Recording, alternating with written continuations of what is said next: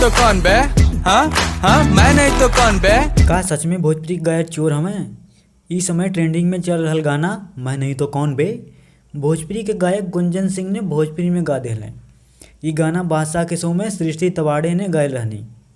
ई पूरा रैप तो उन्हीं लिखने रहनी, लेकिन भोजपुरी के बड़का गायक बने खातिर मैं नहीं तो कौन बे गानवा उनके गा देने। भोजपुरी में आपन रैप बना ना पैबा तो करबा का? पैसा कमाए के बा तो केहू के भी गाना उठा के गा देवे के बा। अबहिन पवन भैया के हरी हरी ओढ़नी अइले है, ओके उठा के पीला पीला ओढ़नी बना के गा दा लोगन, ठीक है। अगर ई ना हो सके तो खेसारी के तबला आइल बा, उनके उठा के ढोलक बना के गा दा।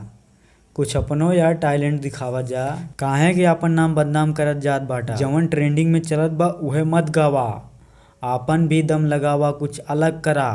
वीडियो कैसन लगा यार कमेंट करके जरूर बताएं।